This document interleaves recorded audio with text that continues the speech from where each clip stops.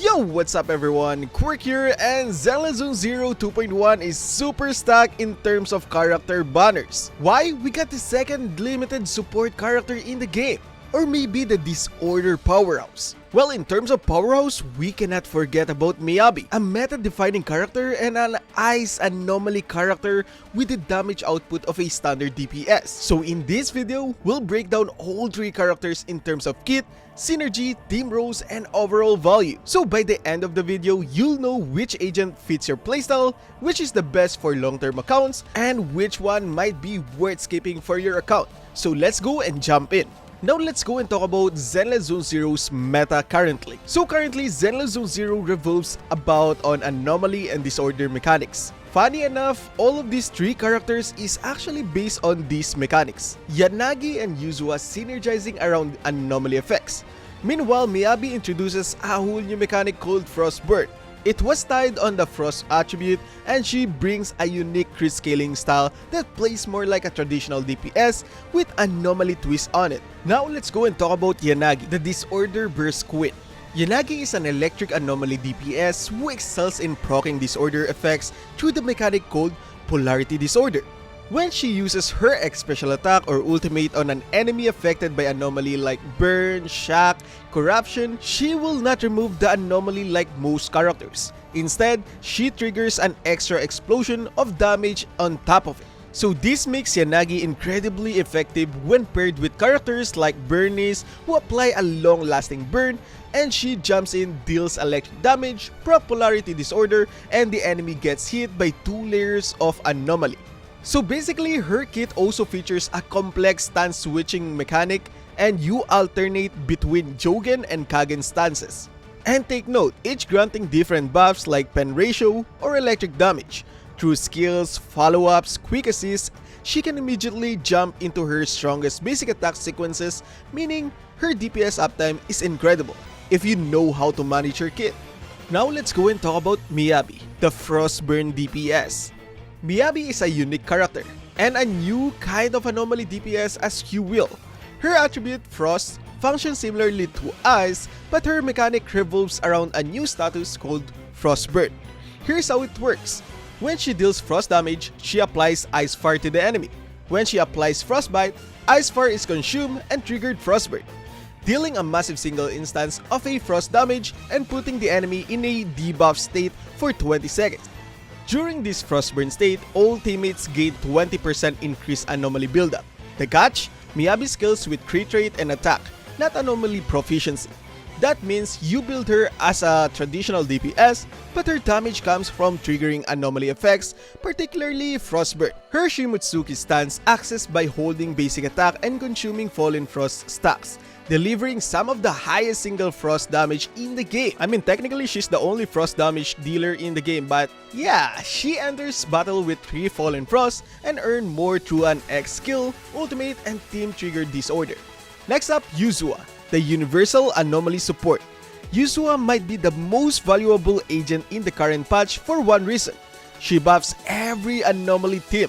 Well, first up, Yuzuha inflicts Sweet Scare on the enemy with her X special attack, Candy Bombs. When the enemies are affected by Sweet Scare, the entire squad gains increased attack and damage against them. If your team contains another anomaly agent or a Spook Shock member, and Yuzuha's anomaly mastery exceeds a threshold, then your squad will also benefit from bonus attribute anomaly damage and anomaly buildup, and also disorder damage. She also has a resource mechanic called Sugar Points. These are generated by using her chain attack, ultimate, or X special attack, and allows her to trigger aftershock attacks off-field.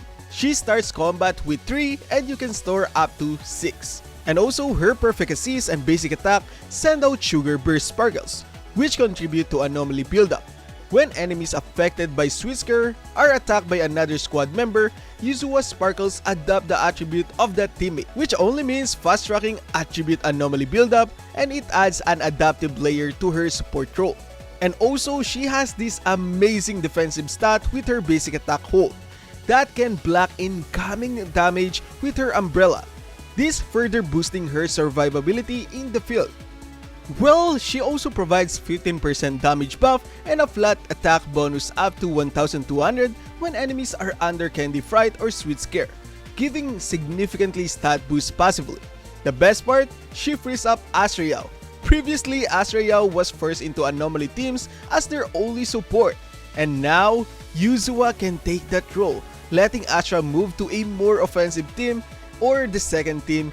So yeah, she's a good character to add in your account.